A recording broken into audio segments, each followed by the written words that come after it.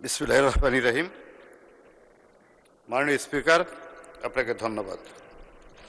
আমি মোহাম্মদ রবিউল আউয়াল, 135 টাঙ্গাইল 6। মাননীয় প্রধানমন্ত্রী অনুগ্রহ করিয়া বলিবেন কি, কৃষি উৎপাদন ও উৎপাদনশীলতা বৃদ্ধি, পতিত জমি আবাদ ও কৃষিপণ্য বহুমুখীকরণ প্রণোদনা ও পুনর্বাসন সহায়তা, কৃষিপণ্য সংরক্ষণ, প্রক্রিয়াকরণ ও রপ্তানি, গবেষণা ও উদ্ভাবন এবং জলবায়ু পরিবর্তনের প্রভাব মোকাবেলায় স্মার্ট কৃষি কার্যক্রম বাস্তবায়নে আপনার সরকার যেই সকল পরিকল্পনা গ্রহণ করিয়াছেন তাহা কি? ধন্যবাদ মাননীয় সদস্য। তারকা চিহ্নিত প্রশ্ন 18 সংসদে উত্থাপিত হল। মাননীয় প্রধানমন্ত্রী। বিসমিল্লাহির রহমানির রহিম। মাননীয় স্পিকার, মাননীয় সংসদ সদস্য, আপনাদেরকে ধন্যবাদ। মাননীয় সংসদ সদস্য, আপনার যে প্রশ্ন করেছেন সে সম্পর্কে আমি বলতে চাই, মাননীয় স্পিকার, বাংলাদেশ একটি কৃষি নির্ভর দেশ। দেশের খাদ্য নিরাপত্তা, দারিদ্র্য বিমোচন এবং অর্থনৈতিক উন্নয়নে অবশ্যই কৃষির ভূমিকা অত্যন্ত গুরুত্বপূর্ণ। তবে আমরা যেটি সবাই দেখছি, আমাদের চোখের সামনেই ঘটছে বিভিন্ন বিষয়, যেমন জলবায়ু পরিবর্তন, জনসংখ্যা বৃদ্ধি, জমির পরিমাণ হ্রাস এবং প্রযুক্তির যে সীমাবদ্ধতা, এ সকল কারণে কৃষিখাত বিভিন্ন রকম চ্যালেঞ্জের সম্মুখীন। আমাদেরকে এসব চ্যালেঞ্জ মোকাবেলা করেই কৃষি উৎপাদন এবং উৎপাদনশীলতা বৃদ্ধির মাধ্যমে কৃষিকে টেকসই এবং লাভজনক খাতে রূপান্তর করার লক্ষ্যে সমগ্র দেশবাসী দেখেছেন আমরা এরই ভিতরে 14 এপ্রিল কৃষক কার্ড, আমরা যেটি প্রতিশ্রুতি দিয়েছিলাম নির্বাচনের পূর্বে, সেটির কাজ আমরা শুরু করেছি। কৃষক কার্ড আমরা বিতরণ করেছি।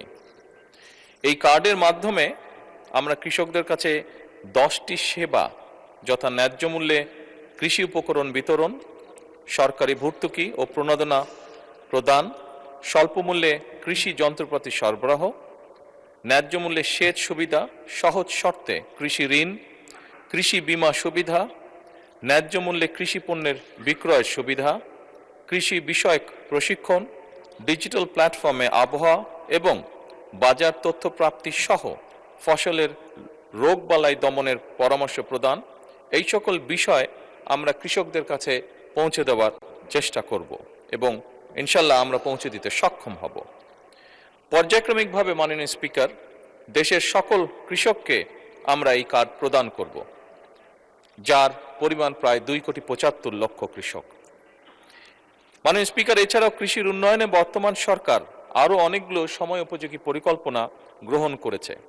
আমি সকলের জানার স্বার্থে, মাননীয় সংসদ সদস্যবৃন্দ এবং দেশবাসীর জানার স্বার্থে আমি এই সংসদের গুরুত্বপূর্ণ সময়ের ভিতরে এই বিষয়গুলি সংক্ষেপে তুলে ধরতে চাই। প্রথমত, কৃষি উৎপাদন ও উৎপাদনশীলতা বৃদ্ধির জন্য সরকার উন্নত ও উচ্চ ফলনশীল বীজ, সুষম সার ব্যবহারের পাশাপাশি আধুনিক সেচ ব্যবস্থা সম্প্রসারণের পরিকল্পনা নিয়েছে। এই জন্য ইতিমধ্যেই 20,000 কিলোমিটার খাল খননের কর্মসূচি সরকার হাতে নিয়েছে, যা ইনশাল্লাহ আমরা আগামী 5 বছরে করব। কৃষি যন্ত্র কিরণের ভর্তুকি প্রদান করে ট্রাক্টর, হারভেস্টার, রিপার সহ বিভিন্ন যন্ত্রপাতি কৃষকদের কাছে সহজলভ্য করার পরিকল্পনা বর্তমান সরকারের রয়েছে। মাননীয় স্পিকার, পতিত জমি আবাদের আওতায় আনা এবং জমির সর্বোত্তম ব্যবহার নিশ্চিত করার জন্য ক্রপ জোনিং পদ্ধতি চালু করা হয়েছে। এর মাধ্যমে নির্দিষ্ট অঞ্চলের মাটি, আবহাওয়া ও পরিবেশ উপযোগী ফসল নির্ধারণ করা হয়। তার ফলে জমির অপচয় কমে এবং ফসলের উৎপাদন বৃদ্ধি পায়। একই সাথে পতিত জমি চিহ্নিত করে সেগুলিকে আবাদের আওতায় আনার জন্য বিভিন্ন কর্মসূচি গ্রহণ করা হয়েছে, যেমন খাল খনন কর্মসূচির মাধ্যমে ভূ-উপরিস্থ পানির ব্যবহার বৃদ্ধির মাধ্যমে পতিত জমি কৃষির আওতায় আনার উদ্যোগ গ্রহণ করা হয়েছে। মাননীয় স্পিকার, এছাড়াও সিলেট অঞ্চলে পতিত জমি সহ চরাঞ্চলের পতিত জমি চাষাবাদের আওতায় আনার জন্য বিশেষ প্রকল্পের মাধ্যমে ব্যবস্থা গ্রহণ করা হচ্ছে। মাননীয় স্পিকার, কৃষি পণ্যের বহুমুখীকরণে সরকার বিশেষ গুরুত্ব দিচ্ছে। একসময় ধান নির্ভর কৃষি ব্যবস্থা এখন ধীরে ধীরে ফল, সবজি, ডাল, তেল, বীজ, মশলা, ফুল চাষ খাতে সম্প্রসারণ করার জন্য সরকার বিভিন্ন ব্যবস্থা গ্রহণ করছে। মাননীয় স্পিকার, কৃষকদের জন্য প্রণোদনা ও সহায়তা কার্যক্রম স্বচ্ছ ও জবাবদিহিমূলক করার জন্য কৃষক কার্ডের মাধ্যমে কৃষকদের বীজ, সার, কৃষিযন্ত্র ক্রয় সহ বিভিন্ন খাতে ভর্তুকি প্রদান করা হবে ইনশাল্লাহ। তাছাড়া কৃষকদের জন্য স্বল্প সুদের কৃষি ঋণ এবং ফসল বীমা করার উদ্যোগ গ্রহণ করার পরিকল্পনা আমাদের রয়েছে। মাননীয় স্পিকার, প্রাকৃতিক দুর্যোগে ক্ষতিগ্রস্ত কৃষকদের পুনর্বাসনের জন্য বিশেষ সহায়তা কার্যক্রম গ্রহণ করা হচ্ছে। দেশের ভূমিহীন, প্রান্তিক ও ক্ষুদ্র চাষীদের কল্যাণে প্রতি অর্থ বছর কৃষি মন্ত্রণালয়ের বাজেটের কৃষি পুনর্বাসন সহায়তা খাতে অর্থ বরাদ্দ প্রদান করা হয়। চলতি 2025-2026 অর্থ বছরে কৃষি পুনর্বাসন সহায়তা খাতে 700 কোটি টাকা বরাদ্দ রয়েছে। মাননীয় স্পিকার, উক্ত বরাদ্দ হতে ক্ষুদ্র প্রান্তিক কৃষকদের বিনামূল্যে বীজ, সার ও অন্যান্য কৃষি উপকরণ বিতরণ বাবদ 401 কোটি 60 লক্ষ টাকা ছাড় করা হয়েছে। এর মধ্যে মাননীয় স্পিকার, এতে করে 25,22,000 ক্ষুদ্র প্রান্তিক কৃষক উপকৃত হয়েছে। মাননীয় স্পিকার, কৃষি পণ্য সংরক্ষণের লক্ষ্যে আধুনিক কোল্ড স্টোরেজ ও গুদাম নির্মাণ করা হচ্ছে। এছাড়া ফল ও সবজি সংরক্ষণের জন্য মিনি কোল্ড স্টোরেজ স্থাপন এবং পেঁয়াজ সংরক্ষণের জন্য এয়ার ফ্লো মেশিন বিতরণের উদ্যোগ গ্রহণ করা হয়েছে প্রায় 7,000। কৃষি পণ্যের রফতানির লক্ষ্যে উত্তরাঞ্চলে কৃষি পণ্য রফতানি অঞ্চল প্রতিষ্ঠা এবং ক্রয় কেন্দ্র স্থাপনের পরিকল্পনা বর্তমান সরকার নিয়েছে। মাননীয় স্পিকার, কৃষি গবেষণা উদ্ভাবনে সরকার ব্যাপক গুরুত্ব দিচ্ছে।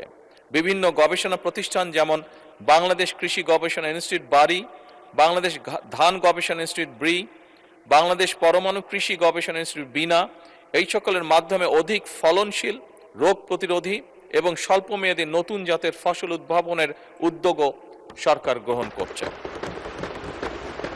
মাননীয় স্পিকার, বিশেষ করে জলবায়ু সহনশীল ফসল উদ্ভাবনে জোর দেওয়া হচ্ছে, যাতে করে পরিবর্তিত পরিবেশেও কৃষি উৎপাদন বজায় থাকে। মাননীয় স্পিকার, জলবায়ু পরিবর্তনের প্রভাব মোকাবেলায় ক্লাইমেট স্মার্ট কৃষি বাস্তবায়ন করার পরিকল্পনা রয়েছে বর্তমান সরকারের।